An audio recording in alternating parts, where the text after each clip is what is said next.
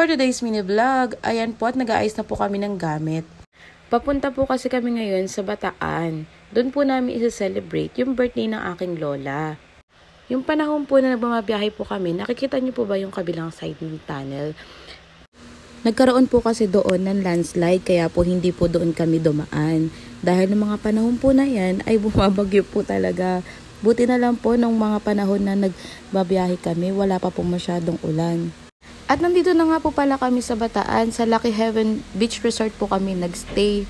Sobrang lakas na po ng hangin at bigla na pong umulan dito. Buti na lang po habang bumabiyahe kami, wala pa po siyang ulan. Kaya safe naman po kaming nakarating dito sa Bataan.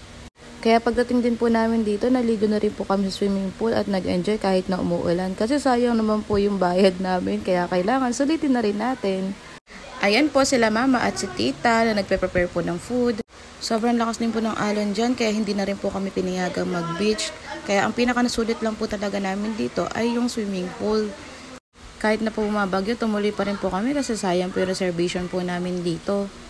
Ito nga po pala yung dinner namin. Nag-samgyup lang po kami nito.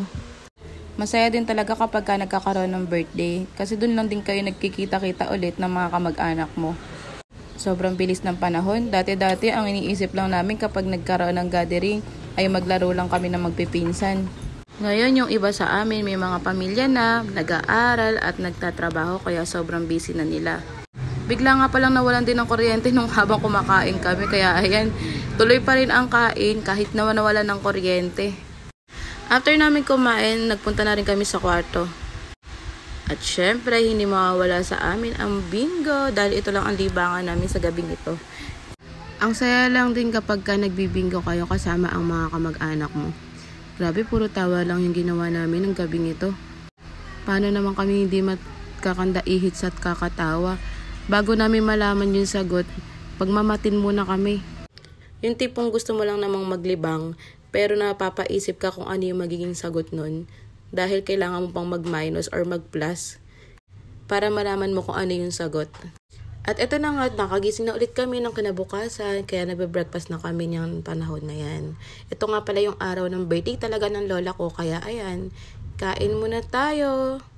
Sopas, dilis at sinangag nga pala ang kinain namin dyan. Grabe, busog na busog ako ng mga panahon na yan.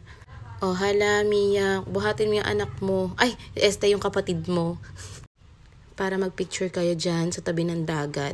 So, ayan na nga at nakikita nyo naman. At ganun pa rin ang dagat. Medyo malakas pa rin ang alon kaya hindi pa rin kami pwedeng maligo. At ayan na nga, nagkaroon na ng bigayan ang ating mga kapatid. O pala, ang aking mga pretty lolas. At eto na nga yung handa ng aking lola. Sobrang sasarap po ng mga pagkain namin yan. Grabe, busog na busog po kami dyan. Nag-i-speech nga pala ang lola ko dito kaya ayan, medyo maluha-luha na rin siya. Kaya kinantahan na rin namin siya ng happy birthday. Happy birthday to you. Happy birthday, happy birthday, happy birthday. Nag-basketball nga pala yung mga tito at pinsan ko, pati na rin sila paing dyan. May dumating nga pala na nagtitinda ng mga souvenir kaya bumili na rin kami. Dahil after namin ito, maya-maya lang din, uuwi na rin kami. Kaya sinusulit na rin namin ang bawat oras na magkakasama kami. At eto na nga po at nakaayos na po kami, kaya pauwi na rin po kami nitong mga oras na to.